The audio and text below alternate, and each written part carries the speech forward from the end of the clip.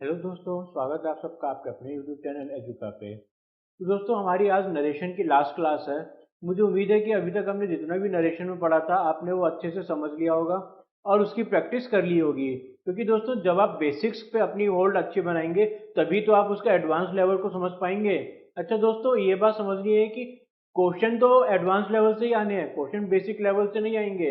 आपको जो एग्जामिनर एकदम हाथ में ही मार्क्स नहीं दे देगा, आपको मार्क्स लेने पड़ेंगे मेहनत से, और वो मार्क्स आएंगे इस एडवांस लेवल की स्टडी करने से। आज हम पढ़ेंगे दोस्तों इंपेरेटिव सेंटेंसेस में कैसे नरेशन का यूज होता है, ऑब्जेक्टिव सेंटेंसेस में कैसे नरेशन का यूज होता है, फिर हम देखेंगे एक्सक्लेमेटरी सेंटेंसेस में कैसे नरेशन का यूज किया जाता है। तो ये तीनों आज हम टॉपिक्स पढ़ेंगे नरेशन से रिलेटेड, और ये हमारी लास्ट क्लास होगी। तो इस क्लास को लास्ट तक समझें, क्योंकि दोस्तों इस क्लास का हर एक पार्ट बहुत इंपॉर्टेंट है, और मान के चलिए कि इस क्लास में से क्वेश्चन आता ही आता है हर साल। तो चलिए स्टार्ट करते हैं आज की क्लास।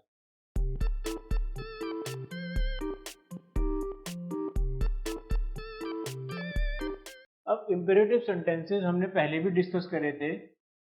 इंपेरेटिव सेंटेंसेस, मुझे उम्मीद है कि अगर आपने हमारी एक्टिव पैसिव की क्लासेस अच्छे से पढ़ी हैं तो आपको जरूर याद होंगे इंपेरेटिव सेंटेंसेस क्या होते हैं। फिर भी हम आपको रिवाइज करा देते हैं, चिंता मत कीजिए। हम आपको, अगर आप भूल गए हैं तो याद जरूर दिलाएंगे दोबारा। किसी को भी ऑर्डर देना, किसी से किसी भी तरह की कोई रिक्वेस्ट करना, सजेशन देना, या फिर आप कह सकते हैं कि प्रपोजल रखना, किसी से कुछ कमांड करना किसी को। ये सभी क्या होते हैं हमारे इंपेरेटिव सेंटेंसेस। मतलब जब आप किसी से सीधा सीधा एक नॉर्मल बातचीत नहीं कर रहे हैं, आप अपनी बातचीत में एक एक्स्ट्रा एलिमेंट जोड़ रहे हैं। चाहे आप उसे कोई ऑर्डर दे रहे हो, या आप उसे कोई सजेशन दे रहे हो, किसी तरह का सजेशन दे रहे हैं, या आप नहीं तो आप उसको, उस बंदे को कोई एडवाइस दे रहे हैं, उससे कोई रिक्वेस्ट कर रहे हैं, उसके सामने आप कोई प्रपोजल रख रहे हैं। तो इन सभी केसेस को कहा जाता है इंपेरेटिव सेंटेंसेस। अब आपने एक्टिव पैसिव में जरूर पढ़ा होगा, जब हमने आपको समझाया था कि दो तरह से इंपेरेटिव सेंटेंसेस को देखा जाता है। एक होता है सेंस बेस्ड। सेंस बेस्ड मतलब कि ऑर्डर जो है, अगर तो हम लिख देंगे कि भाई सिंपल सिंपल सी बात की उसने उसको ऑर्डर दिया। दूसरा होता था कि जब लेट का यूज करते थे हम, तो वो जो सेकंड पार्ट था उसको तो आप इधर भूल जाइए। इधर हम खाली सेंस बेस्ड बात करेंगे। जैसे कि अब सबसे पहले हम समझते हैं कि जो इंपेरेटिव सेंटेंसेस हैं, ठीक है हमने समझ लिया ऑर्डर देना, प्रपोज करना और बाकी सब चीजें होती हैं, बट इनको पहचानना कैसे है, इनकी पहचान क्या होती है। तो जैसा हमने पहले भी पढ़ा था कि भाई पहचान होती है कि ये सेंटेंसेस या तो वर्ब की फर्स्ट फॉर्म से स्टार्ट हो। पहली पहचान तो ये हो गई। अब हो सकता है ऐसा ना हो, तो दूसरी पहचान क्या हो जाएगी, डू या डोंट से स्टार्ट हो रहे होंगे ये वर्ड। चलिए ठीक है, हो सकता है अब ये भी ना हो, तो तीसरी पहचान क्या होगी, प्लीज या फिर काइंडली से स्टार्ट कर रहे होंगे। बेसिकली रिक्वेस्ट वाले जो हमारे इंपेरेटिव सेंटेंसेस होते हैं उनमें प्लीज या काइंडली वर्ड का यूज किया हो स्टार्टिंग में सेंटेंस के, तो ये भी एक तीसरी पहचान हो गई। अब एक लास्ट पहचान एक और होती है। वो क्या पहचान होती है कि लेट्स या फिर लेट अस। तो इन चारों में से अगर कुछ भी हमें नजर आता है सेंटेंस की स्टार्टिंग में, तो हम अपना कह सकते हैं आराम से कि भाई इंपेरेटिव सेंटेंस की बात की जा रही है। अब हम समझते हैं कि इन चारों केसेस में किस तरह से हम अपने नरेशन में चेंजेस लाते हैं, डायरेक्ट से इनडायरेक्ट स्पीच हम कैसे बनाएंगे। तो सबसे पहले हम उठाते हैं अपना पहला वाला V1। V1 में दोस्तों सबसे पहले तो आप ये समझिए कि जब हम जो है अपना नरेशन चेंज कर रहे हैं, तो टेंस में चेंज नहीं आएगा। V1 form, no change in tense. चलिए एक बात तो ये हो गई। दूसरी बात क्या हो गई, जो हमारी रिपोर्टेड वर्ब है, जो जैसे कि सेट टू लिखते थे हम, अब इधर सेट टू तो ऑफकोर्स नहीं आएगा, पर आएगा क्या, इधर आएगा सेंस बेस्ड। रिक्वेस्टेड या फिर ऑर्डर्ड, कमांडेड, ये सब जो वर्ड्स हैं इन्हें कहा जाता है सेंस बेस्ड। तो इस तरह के वर्ड्स यहाँ पर इस्तेमाल किए जाएंगे। जैसे कि एक एग्जांपल देखते हैं हम, he ordered us, sorry he said to us, ordered आ जाएगा इनडायरेक्ट स्पीच में। He said to us clean your room. Sentence को बनाते जाते हैं और समझते जाते हैं क्या क्या रूल्स हैं हमारे। आइए, ही, पहले ही मैंने बोला था कि भाई सेंस बेस्ड आएगा हमारा रिपोर्टेड वर्ब, तो चेंज कर देते हैं, ऑर्डर्ड अस। अब इधर कनेक्टिव क्या होगा, कनेक्टिव जो आएगा वो हमारा वो आएगा टू, टू क्लीन। प्रोनाउन भी इधर चेंज होगा बिल्कुल। तो जो योर है यानी कि वर्ब, ये प्रोनाउन की सेकंड फॉर्म है, उसको हम किस हिसाब से चेंज करेंगे, अस के हिसाब से, ऑब्जेक्ट के हिसाब से। तो our room, he ordered us to clean our room. एक और क्वेश्चन देखते हैं, he, I said to her bring me a glass of water. इसको कैसे कन्वर्ट करेंगे हम, एक एक करके देखते हैं। आई ऑर्डर्ड हर, यहां कनेक्टिव आएगा टू, ब्रिंग मी। जब यहाँ पर वर्ब की फर्स्ट फॉर्म आ गई तो, सॉरी, प्रोनाउन की फर्स्ट फॉर्म आ गई तो हम सब्जेक्ट के हिसाब से यानी आई के हिसाब से देखेंगे। Bring me a glass of water. तो ये हमारा हो गया वर्ब की फर्स्ट फॉर्म जब आती है तो किस तरह से हम इंपेरेटिव सेंटेंस में डायरेक्ट से इनडायरेक्ट स्पीच बनाते हैं। अब हम देखते हैं डू डोंट का केस, इसे आप नोट कर लीजिए अच्छे से। डू डोंट, अब हम इसकी भी बात कर लेते हैं। डू डोंट में क्या होता है, एक एक करके बात करेंगे हम डू और डोंट की। पहले हम बात करते हैं डू की। अगेन इसमें जो है वर्ब चेंज नहीं होगी, नो चेंज इन वर्ब, और शैल ऐसे नो चेंज इन टेंस। ठीक है, प्रोनाउन में चेंज होगा, और जो हमारी रिपोर्टेड वर्ब है उसमें चेंज क्या होगा, वो हो जाएगी सेंस बेस्ड। वही सब रूल्स आ रहे हैं जो हमने V1 में पढ़े थे। और जो कनेक्टिव होगा वो हो जाएगा टू। अगेन वही सब बातें हैं। अब एक सेंटेंस भी देख लेते हैं। तो he said to her do your work quietly. इसको कैसे चेंज करेंगे, he ordered her to do your, मतलब हर की बात हो रही है अब, हर वर्क क्वाइटली। बहुत आसानी से हमने इसको चेंज कर दिया सेंस बेस्ड में। डू से हम डू के फॉर्म में हमने जब इसको डायरेक्ट से इनडायरेक्ट स्पीच में लेकर आए। अब आप ध्यान दीजिएगा डोंट में क्या होगा। डोंट में दोस्तों ज़्यादा कुछ चेंज नहीं है, जो ये कनेक्टिव है ना, ये नॉट टू हो जाएगा। दो, अब अच्छा एक बात और बता दूं, जब हम डोंट की बात कर रहे हैं ना, तो हमारे जो नेगेटिव सेंटेंस है इसमें दो तरह से बनाई जा सकती है रिपोर्ट, डायरेक्ट इनडायरेक्ट स्पीच। दोनों ही तरह के हम सीखेंगे। पहले मैं इसको हटा देता हूं एग्जाम्पल, एक नया एग्जाम्पल हम लेते हैं। He said to me do not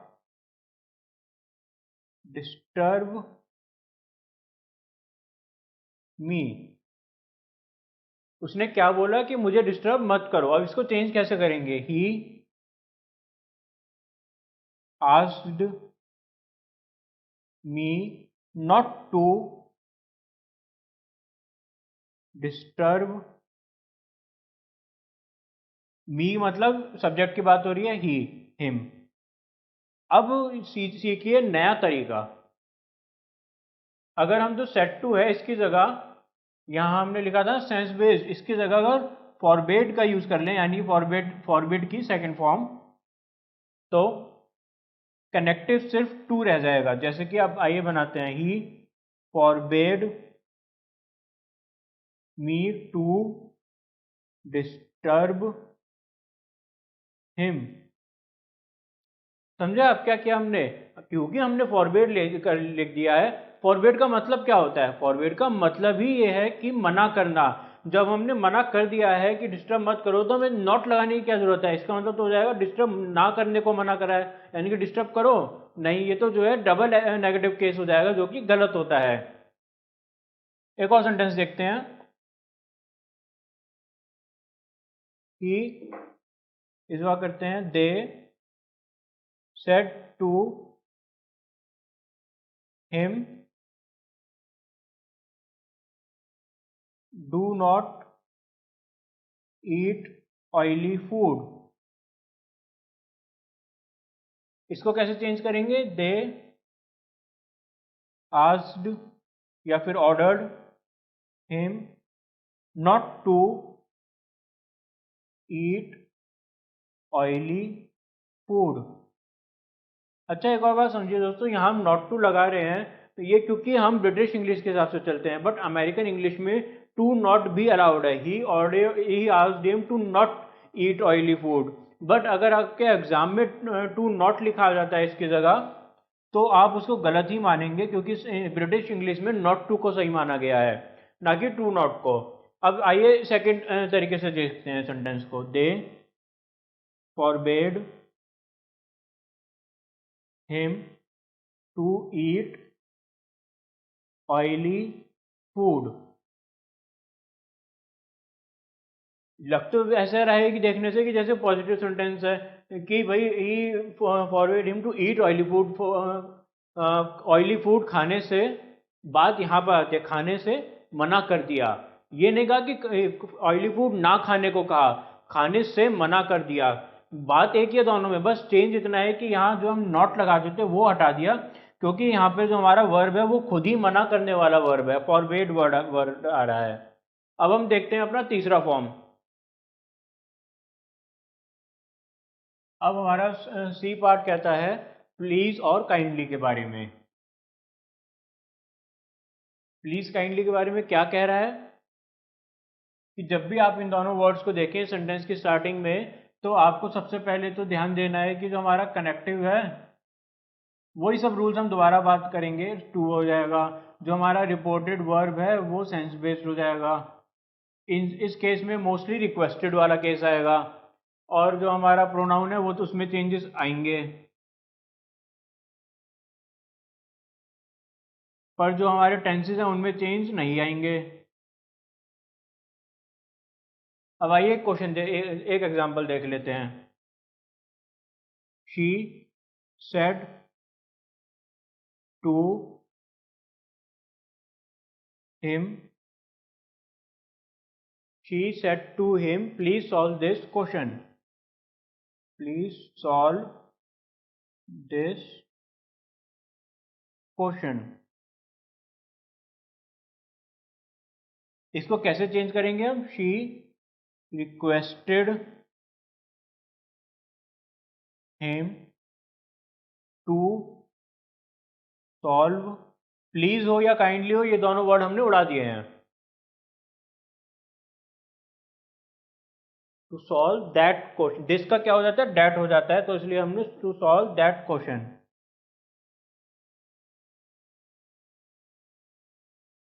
he said, अगला एग्जांपल देख रहे हैं हम। He said to me please या फिर kindly lend me some money. इसको कैसे चेंज करेंगे अब? He requested me to lend, me है यानी कि सब्जेक्ट के हिसाब से चला जाएगा, ही के हिसाब से। Him some money. तो ये हो गया हमारा सी पार्ट, प्लीज और काइंडली का। अब हम बात करते हैं लेट्स और लेटर्स की। इसको थोड़ा सा ध्यान से देखिएगा, क्योंकि ये बाकियों से अलग है और इसमें थोड़ा सा आप कंफ्यूजन में भी रह सकते हैं, इसलिए इसको समझिएगा अच्छे से। लेट अस, इसमें क्या होगा कि जो हमारा कनेक्टिव है ना,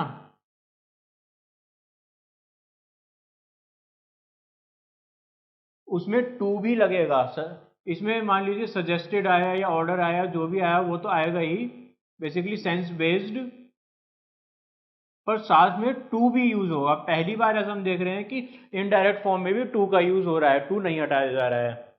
अच्छा ठीक है, चलिए प्रोनाउन में तो चेंजेस आएंगे ही, और टेंस में नो चेंज, ये बात तो दोनों में ही सेम है। अब इसका स्ट्रक्चर थोड़ा सा समझिए, इनडायरेक्ट स्पीच में कैसे स्ट्रक्चर बनेगा। पहले तो आएगा suggest sense based plus two, उसके बाद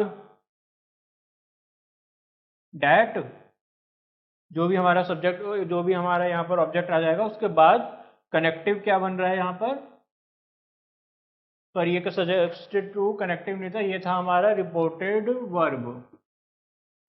कनेक्टिव आएगा इधर, कनेक्टिव में लिख देता हूँ इधर that.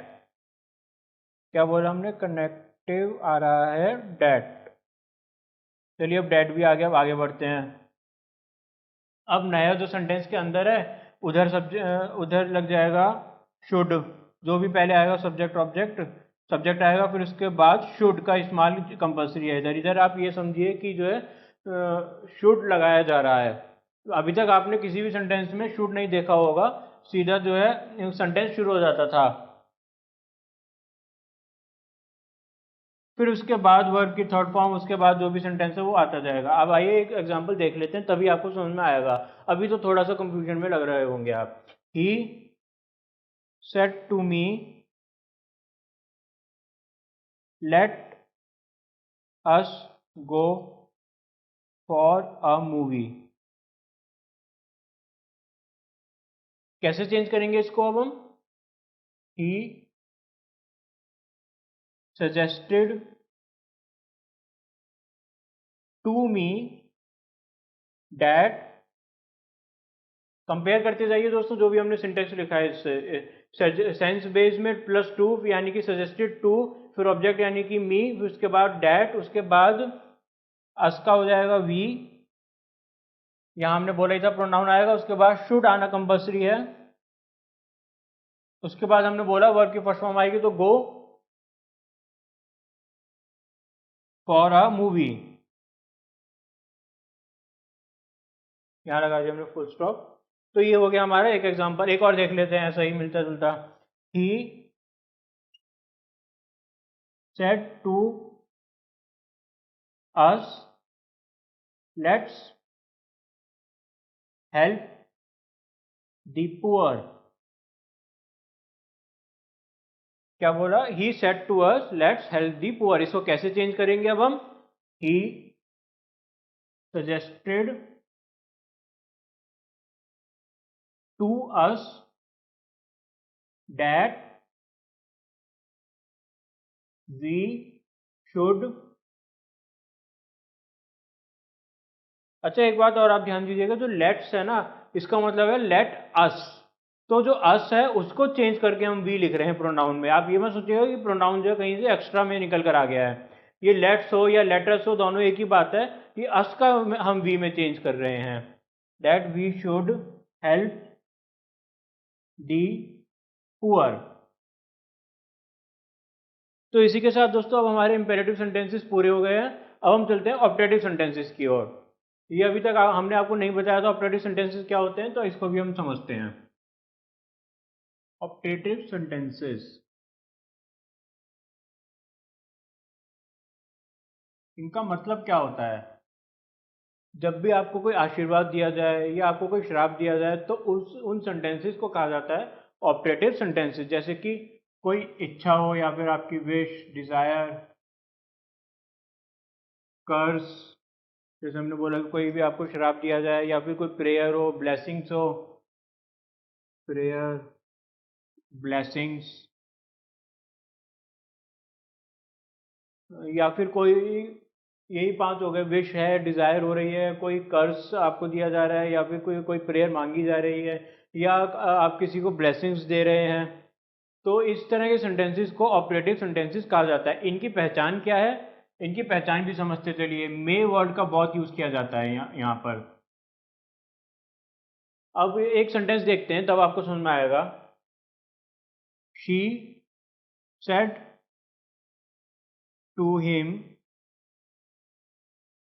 May you live longer.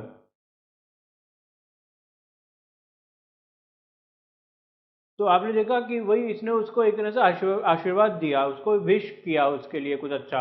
May you live longer. अब समझते हैं इनको कन्वर्ट कैसे करना है हमको एक एक करके। सबसे पहले तो दोस्तों इसमें समझना है कि जो हमारा रिपोर्टेड स्पीच है, रिपोर्टेड वर्ब है, वो सेंस बेस्ड चेंज होएगा।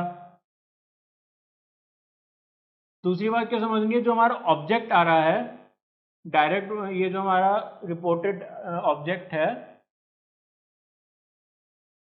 ये होगा ही नहीं, only in case of curse होगा ये, अदरवाइज यूज ही नहीं किया जाएगा, इसको हम उड़ा देंगे। ठीक है। और मे का तो ऑफकोर्स माइट हो ही जाएगा, आपको मालूम ही है। अब आइए, अच्छा इसमें एक और बात समझ लीजिए कि प्रोनाउंस में चेंज होंगे। Pronoun changes, tense no change. इसी को कन्वर्ट करते हैं हम। शी प्रेड, कनेक्टिव बताना हमारा रह गया, कनेक्टिव आएगा that.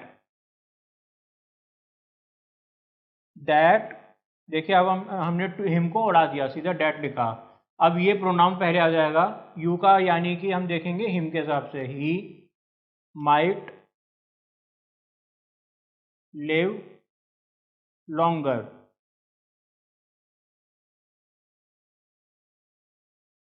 He said to he said to me. एक और एग्जांपल देखते हैं। May you succeed in life. May you succeed in life. इसको कैसे चेंज करेंगे?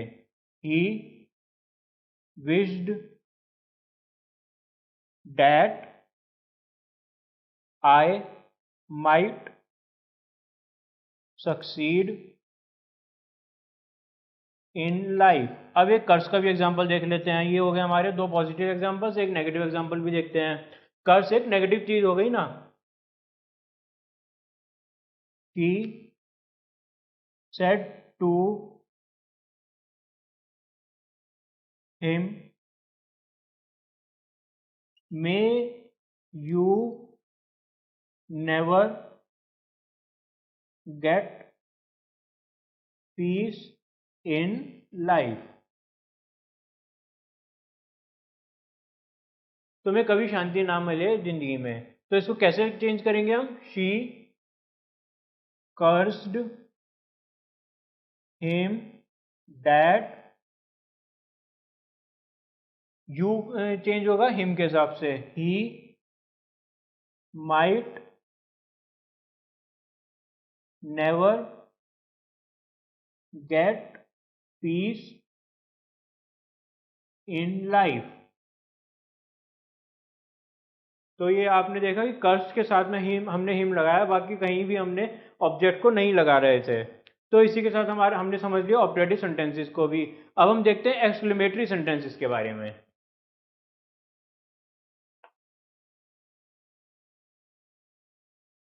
अब एक्सक्लेमेटरी सेंटेंसेस की बात करते हैं। एक्सक्लेमेटरी सेंटेंसेस होते क्या है? एक्सक्लेमेटरी सेंटेंसेस सडन एक्सप्रेशन, जैसे कि हुर्रे, हुर्रा, ओह, एलास, एजुका, सॉरी यूरेका, ब्रेवो। सब क्या है ये सब इनका कोई मीनिंग नहीं है। इनमें से जो भी मैंने शब्द बोले ना सब बकवास शब्द हैं, किसी का कोई मतलब नहीं है। पर फिर भी जब जिस तरह से मैं आपसे बोल रहा हूँ ये सेंटेंस, तो आपको समझ में आ रहा है कि मैं दुखी हो रहा हूँ या फिर मैं खुश हो रहा हूँ। तो ये जो वर्ड्स है जिनका कोई मीनिंग नहीं है, ये बस सडनली निकल जाते हैं आपके मुंह से जब आपके मन में कुछ कोई भाव उत्पन्न होता है। तो इन भाव को जो रिप्रेजेंट करते हैं शब्द, उन्हें कहा जाता है एक्सक्लेमेटरी सेंटेंस वर्ड्स। जैसे कि आइए एक देखते हैं एक एक करके। हुर्रा या फिर हुर्रे।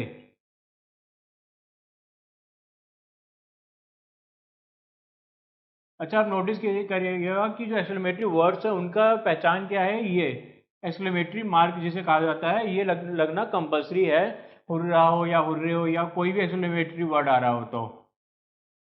जैसे कि ब्रेवो, हुर्रा का मतलब तो हो गया जॉय, हुर्रा या हुर्रे। ब्रेवो का मतलब एप्लॉज या फिर प्रेज आई मीन। उस इसी तरह एक हो गया एलास ओ। बोलने के तरीके से ही आपको समझ में आ रहा होगा कुछ जो है दुख की बात है, सैड, सॉरो। अब इसी तरह एक होता है यूरेका। यूरेका मतलब कि सरप्राइज होना। तो ये चार वर्ड्स हमारे हो गए। जब भी हमारे किसी एक्टिव फॉर्म में सेंटेंसेस, ये चारों वर्ड्स का आप या कोई और भी कोई बहुत सारे होते हैं एक्सक्लेमेटरी वर्ड, किसी भी आप एक्सक्लेमेटरी वर्ड को देखेंगे तो आप सीखिए कि कैसे उसको अब हम कन्वर्ट करेंगे इनडायरेक्ट फॉर्म में। पहले एक एग्जांपल लेकर देखते हैं, फिर आप समझिएगा उसको। She said to us, alas, the old beggar is dead। अब क्या क्या नियम है हमारे सेंटेंस को चेंज करने के लिए, एक एक करके देखते हैं। सबसे पहले तो हम बात करते हैं रिपोर्टेड वर्ब की। मैं इन चारों वर्ड्स को हटा देता हूं ताकि जगह बना लें हम।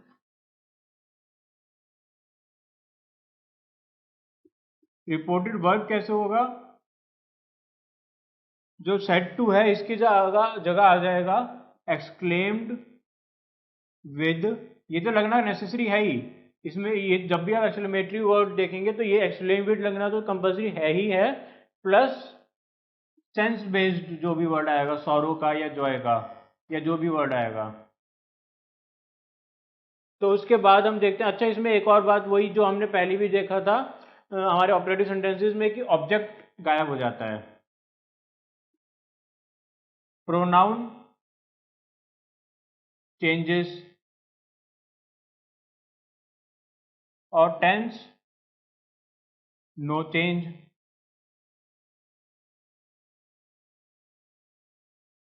क्या बोला हमने? प्रोनाउन तो चेंज होगा पर टेंस चेंज नहीं होता है। और हमारा कनेक्टिव क्या लगेगा?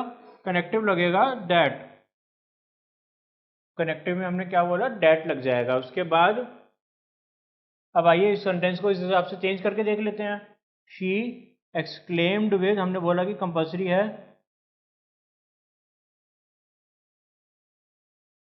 सॉरो, भाई दुख की बात है तो सॉरो। फिर सीधा डैट आ जाता है, ऑब्जेक्ट उड़ जाता है। अच्छा एक और बात बताना भूल गए हम, एक्सक्लेमेटरी वर्ड भी उड़ जाता है। No exclamatory word.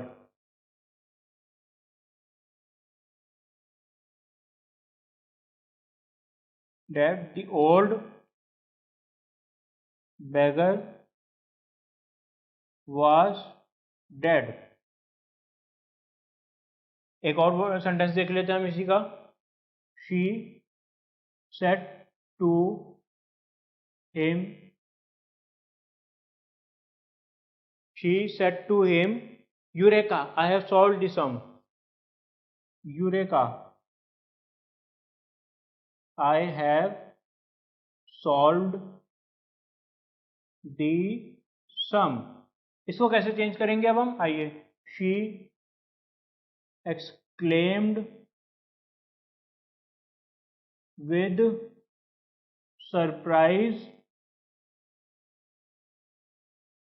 That, I change होगा सब्जेक्ट के साथ, यानी कि she had solved the sum. अच्छा हमने एक यहाँ लिख दिया था टेंस में चेंज नहीं होगा, इसमें टेंस में चेंजेस हो जाते हैं। टेंस में चेंज जो नहीं हो रहा था वो सिर्फ ऑपरेटिव सेंटेंस में था, और उससे पहले जो हमने चार फॉर्म पढ़े ऑपरेटिव सेंटेंस में, और जो बाद में हमने पढ़े पहले पढ़े उन सब में होगा। ये एक्सक्लेमेटरी सेंटेंसेस में तो चेंज होता है। तो she explained with surprise that she had solve the sum. The teacher यहीं हम लिख लेते हैं, ये हटा देते हैं जगह बनाने के लिए। The teacher said to me bravo, you have done well. इसको कैसे चेंज करेंगे हम? The teacher exclaimed with applause, या applause ठीक है, और भी वर्ड्स आप जोड़ सकते थे यहाँ पे, मैंने यहाँ पे applause ही लिया। that you मतलब me, क्योंकि ऑब्जेक्ट के हिसाब से चलना है। I had done well, I had done well. इसी की तरह इसी के साथ ही अब हमारा एक्सक्लेमेटरी सेंटेंसेस दोस्तों खत्म हो जाता है। मुझे उम्मीद है कि आज की हमारी क्लास आपको पसंद आई होगी, आपको सारे टॉपिक्स भी समझ में आ गए होंगे। अब हम दोस्तों आपसे उम्मीद ये कर रहे हैं कि आप जो पूरा नरेशन का टॉपिक है उसे समझ के यहीं नहीं छोड़ देंगे, आप उस पर प्रैक्टिस करेंगे ढेर सारी, ताकि ये सब्जेक्ट के आप अच्छी सी होल्ड बना पाएँ। और साथ ही दोस्तों अगर आपको हमारी आज की क्लास पसंद आई तो हमारी वीडियो पर लाइक करें, वीडियो को शेयर करें अपने दोस्तों के साथ, ताकि उन्हें भी हमारी क्लासेस का फ़ायदा मिल सके। साथ ही दोस्तों अगर आपको कोई सजेशन हमें देना है या आपको कोई डाउट है तो आप हमें कमेंट सेक्शन में कमेंट करके बताइए, हम जरूर आपकी प्रॉब्लम को या आपके सजेशन को सुनेंगे। और दोस्तों अगर आपने अभी तक हमारे चैनल को सब्सक्राइब नहीं किया तो प्लीज़ हमारे चैनल को सब्सक्राइब कीजिए और साथ में दिए गए बेल आइकन पर क्लिक कीजिए, ताकि हमारे सभी टाइमली अपडेट्स वीडियोज़ के आपको मिलते रहें। Thank you.